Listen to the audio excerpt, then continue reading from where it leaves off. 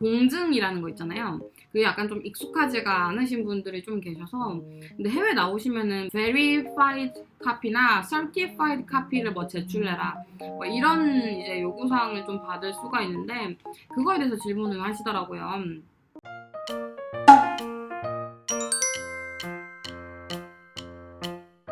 아마 여러분들 중에 이제 나중에 뭐 간호사로 등록을 하신다든지 아니면은 대학 간호학과로 진학을 하시거나 캐보퍼 같은 거를 이제 지원을 하실 때도 교육기관에서 그런 verified 된 아니면 certified 된 이제 카피를 제출해라 뭐 이런 얘기를 좀 들으실 거예요. 이제 우리나라 말로 하면 그게 공증입니다. 공증. 그래서 공증이 뭐냐면 네이버 지식백과에서 그대로 읽어드릴게요. 공증이란 특정한 사실 또는 법률 관계의 존재를 공적으로 증명하는 행정행위라고 굉장히 어렵게 적혀 있는데, 약간 좀 쉽게 말하면은 그런 어떤 행위를 했을 때 그 행위가 문제가 없고 타당하다라는 거를 증명해 줄 수 있는 그런 능력을 가진 사람이 증명을 해주는 그런 행위예요. 그래서 그런 사본 같은 경우는 이제 복사를 하면서 누군가가 약간 장난을 칠 수가 있잖아요. 약간 내용을 바꾼다든지 이제 그렇게 되면 문제가 생길 수 있으니까 원본이랑 그 사본을 일단은 공증을 할 수 있는 그런 능력을 가진 공증인한테 갖고 가서 이 사본과 원본이 똑같다라는 거를 사인을 받는 게 일종의 이제 그런 게 공증이라고 보시면 되거든요. 우리나라는 이제 대부분이 원본이에요. 왜냐면은 민원 24 뭐 이런 데서 바로 이제 뽑아서 쓰는 거기 때문에 당연히 그런 행정처에서 원본을 저희한테 주는 거라서 그게 다 대부분은 원본이니까. 그리고 우리나라는 한글로 쓰다 보니까 이제 뭐 따로 공증을 받을 필요가 거의 없어요. 거의 없는데 이제 공증을 좀 받아야 되는 그런 케이스 중에 하나가 이제 한글인 게 영어로 번역이 돼서 그거를 이제 똑같아요 라고 얘기를 해줄 수 있는 사람이 이제 공증인인 거예요. 한국 거를 보고 이거랑 지금 번역이 제대로 되어 있나? 제대로 되어 있네? 그러면은 사인 뭐 이런 식으로 한다든지, 아니면은 아까 제가 말씀드린 것처럼 어떤 원본을 이제 사본으로 복사를 할 때 장난을 칠 수 있으니까 원본이랑 사본이랑 대조를 해서 똑같아요, 똑같습니다 라고 사본에다가 적어주는 거. 뉴질랜드 같은 경우에는 공증을 무료로 할 수 있는 방법이 있습니다. JP라고 하는, 이 아마 저스티스 뭐 어쩌고일 거예요. 그래서 JP라는 업무를 하시는 그런 어르신들이 계시는데, 국립도서관이라든지 뭐 국립행정처에서 뭐 어떤 날은 몇 시부터 몇 시까지 그런 공증을 하시는 어르신들이 계세요. 거기 그 어르신한테 가셔서 원본이랑 사본을 제출을 해서 그 어르신이 읽어보고 사인을 해줍니다.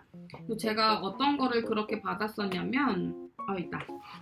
이게 원본이에요. 보시면은 이게 종이 질도 다르죠. 그래서 이런 원본이 있고, 이런 원본을 제출하기가 어려우니까 사본을 제출하는 경우에 이 사본이 원본이랑 똑같다라는 거를 증명을 해주는 겁니다. 보시면 여기 사인 같은 거 적혀 있죠. 그래서 이날에 뭐 이런 이름의 사람이 내 사본과 원본이 똑같다라는 거를 이제 공증해준 거예요. 이렇게 해서 공증을 받는 건데, 뉴질랜드는 이게 무료잖아요. 문제는 한국은 무료가 아니에요. 우리는 뭐 아마 여권 같은 경우는 사본으로 자출을 해야 된다거나 이런 경우가 많잖아요. 어떤 민원실에 가면은 그런 외무부 대신 해가지고 그 여권을 공증을 해주는 그런 프로그램이 있습니다. 이게 이제 외무부에서 발행을 해주는 Certification of Passport Copy예요.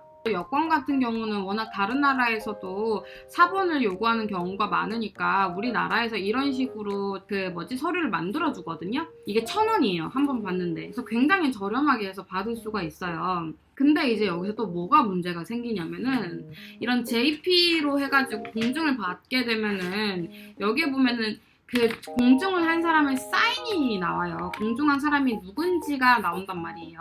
이런 공증인 자체가 이제 필요한 경우가 있나 봐요. 예를 들면 이제 뭐 특정 교육기관 같은 경우는 certified 된 그런 카피를 받을 때 이제 그런 공증인의 이름을 알아야 된다. 뭐 이런 게 있는 건지 종종 이거를 안 받아주는 경우가 있습니다.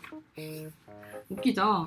이 나라에서 직접적으로 이렇게 뽑아줬다고 하는데도 공증인의 이름이 없어서, 사람의 이름이 없기 때문에 이 서류를 안 받아주는 경우가 간혹 있어요. 정말 어이가 없죠. 이제 그렇게 되는 경우에 저처럼 이제 저는 공증 다 받아봤어요. 공증해주는 변호사 사무소에다가 제출해가지고 받은 거예요. 야, 4, 5만 원 했던 것 같은데 그 가격이 비싼 만큼 뭐 되게 많이 적혀 있어요.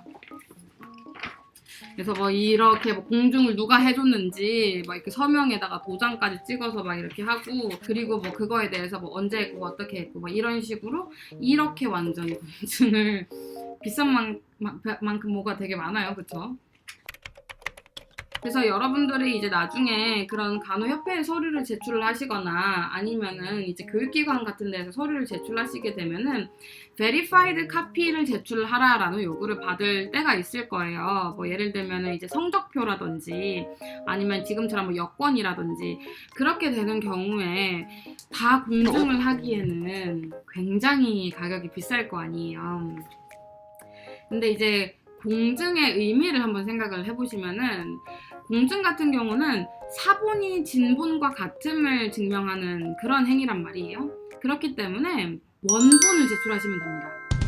그래서 예를 들면은 이제 성적표라든지 아니면 이제 뭐 나라에서 발급받는 주민등록등본이라든지 이런 거를 제출하실 때 우리나라에서 민원 24에서 뽑으면 그거 다 원본이고요. 그리고 학교에서 그런 성적표를 뽑아달라고 하면 그것도 다 원본이에요.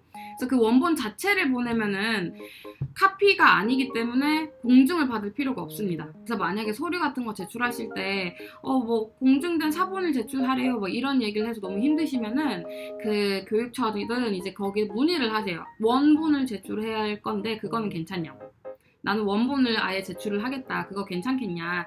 그러면 대부분 오케이 할 겁니다. 그래서 그렇게 원본을 제출하시면 되고, 여권 같은 경우는 이제 원본을 제출할 수가 없잖아요. 왜냐면 여권 우리 갖고 있어야 되는데 이제 그런 경우에 이제 이렇게 꼼수를 쓰셔도 되고, 보통은 받아줘요. 이거 보통은 나라에서 발급해준 이 서티피케이션 보통은 받아주는데, 만약에 안 받아주는 데가 있다 뭐 그러면은 이제 어쩔 수 없이 이거를 가셔야 됩니다. 그래서 약간 이렇게 공증에 대한 내용이 조금 정리가 되셨으면 좋겠습니다. 네, 그래서 원본을 제출하셔라. 엔간하면. 약간 좀 되게 복잡하죠? 우리나라에는 좀 이게 뭐라고 해야지? 상용화되어 있는 시스템이 아니다 보니까 조금 되게 뭐지? 약간 이런 당황하실 수가 있는데, 사본을 제출하시는 경우에 이제 문제가 생길 수 있으니까 그거를 막으려고 하는 거고요. 우리나라 같은 경우는 대부분 문제가 생길 수가 없는 게 대부분 원본으로 제출하니까. 다 원본이잖아요. 다 거의 다. 우리나라 정말 우리나라 그런 공무원분들이 정말 잘하시는 거죠. 시스템도 잘 돼 있고요. 컴퓨터 민원 24 이런 데서 바로바로 뽑아서 쓸 수 있으니까 그런 게 너무나 잘 돼 있어서 사본 제출을 할 필요가 없었기 때문에 그런 공증의 의미도 많이 없어졌던 건데, 이제 외국 같은 경우는 우리나라 공무원 시스템 같은 느낌이 아니고 뭐 동사무소, 뭐 민원 24 이런 게 없으니까, 그래서 이제 이런 사본이면은 이제 공증까지 돼야 된다. 이런 게 좀 발전이 된 것 같아요.